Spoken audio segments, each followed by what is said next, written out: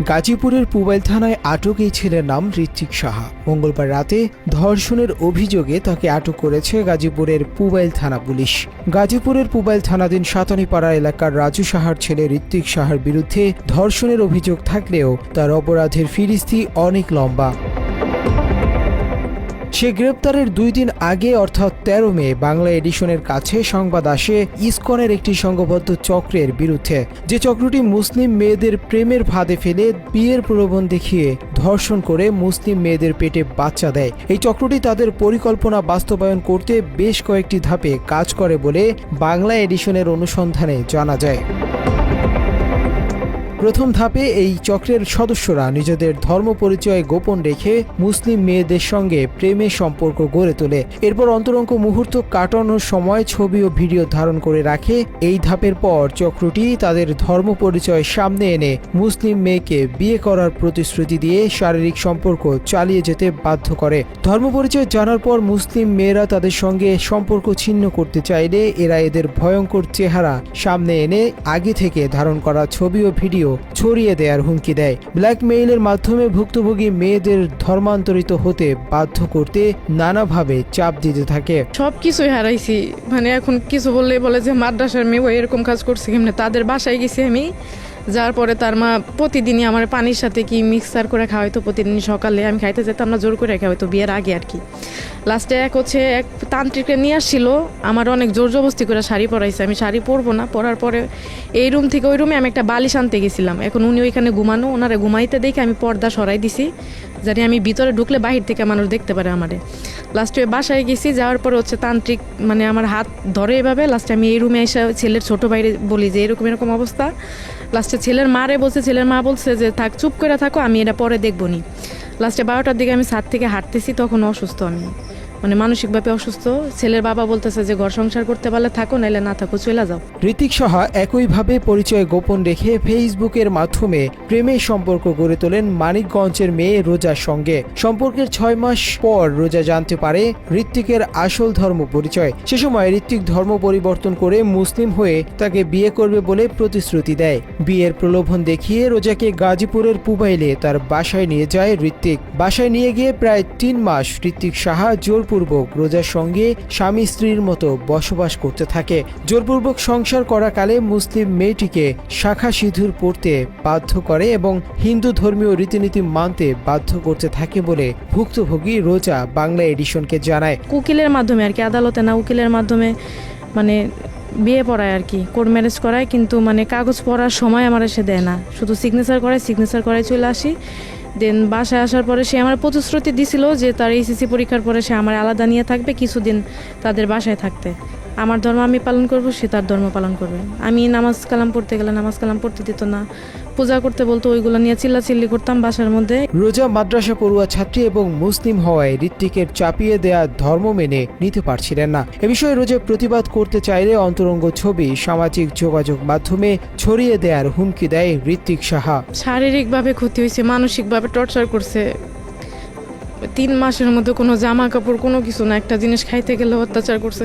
জোরপূর্বক শাখা সিঁদুর পরা এবং হিন্দু ধর্মীয় রীতিনীতি মানতে বাধ্য করা নিয়ে রোজা প্রতিবাদ জানালে স্থানীয় মুসলমান সমাজে ঘটনাটি জানাজানি হয়ে যায়। স্থানীয়রা থানায় যোগাযোগ করলে থানা পুলিশ ঋত্বিকের বাসা থেকে রোজাকে শাখা সিঁদুর পরা অবস্থায় উদ্ধার করে। চলতি মাসের 2 তারিখে পুবাইল থানার ওসি আমিনুল ইসলাম ভিকটিম রোজাকে আদালতের জিম্মায় প্রেরণ করেছিল বলে বাংলা এডিশনকে জানায়। একজন মুসলমানের মেয়ে হিন্দু আপনার সাথে শাখা সিঁদুর পড়ছে।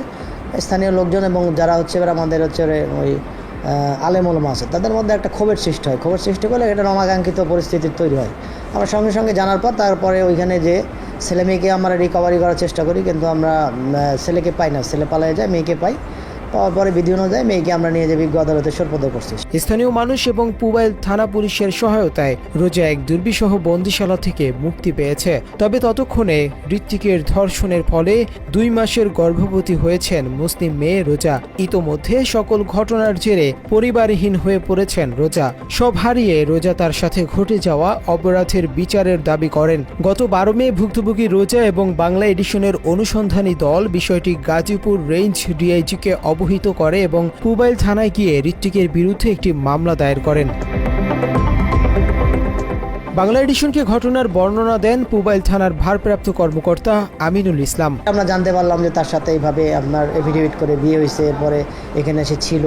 যাক, এই সংক্রান্তে পরবর্তী সময়ে এই মেয়েটা আবার আমাদের থানায় হাজির হয়ে একটা এজাহার অভিযোগ দায়ের করে লিখিত। এই বিষয়টা আমাদের আইনগত ব্যবস্থা প্রক্রিয়াধীন, আমরা এটা তদন্ত করে যথাযথ আইনগত ব্যবস্থা গ্রহণ করব। ওসির এমন বক্তব্যের 2 দিনের মাথায় মঙ্গলবার রাতে গাজীপুরের পুবাইল থানার পুলিশ অভিযান চালিয়ে গ্রেপ্তার করেন মুসলিম নারীদের সতীত্ব নষ্ট করা চক্রের সদস্য ঋত্বিককে। তবে ভুক্তভোগী নারীর দাবি, অসংখ্য ঋত্বিক নাম পরিচয় গোপন করে মুসলমান মেয়েদের ফাঁদে ফেলছে প্রতিনিয়ত।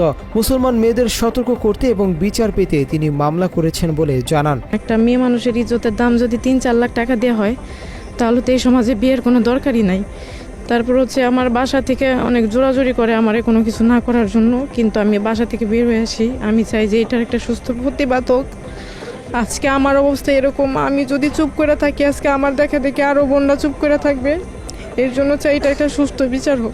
উগ্র হিন্দুত্ববাদী সংগঠন ইসকনের পরিকল্পনা বাস্তবায়ন করতে একদল উগ্র হিন্দুরা মুসলিম মেয়েদের টার্গেটে পরিণত হয়েছে।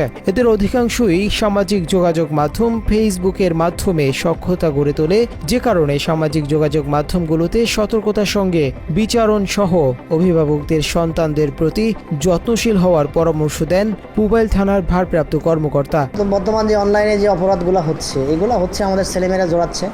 আমাদের সচেতনতা দরকার, সবাইকে বলতে হবে অনলাইনের ভালো ব্যবহার আছে, খারাপ ব্যবহার আছে।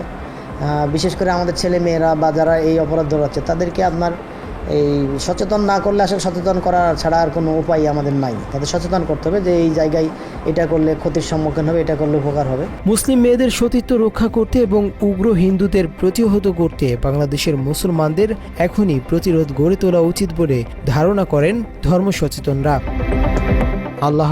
এই ঘটনাগুলি প্রায় প্রতিনিয়ত ঘটছে, কারণ তারা পরিকল্পিতভাবে মুসলিম মেয়েদেরকে তাদের ধর্মে কনভার্ট করার চেষ্টা করছে এবং এই ঘটনাটা সম্প্রতি বেশি বেশি দেখা যাচ্ছে। তাই আমি বলতে চাই, আমার প্রিয় ভাই ও বোনেরা, আপনারা যদি সচেতন না হন তাহলে কিন্তু অদূর ভবিষ্যতে আপনাদের জন্য রয়েছে আরো অনেক অনেক বিপদ, যেগুলো আমাদেরকে এড়িয়ে চলতে হবে। না হলে কিন্তু ইন ফিউচারে আমাদের নিজেদেরই সমস্যা হবে। তা সকলে ভালো থাকুন। আল্লাহ হাফেজ।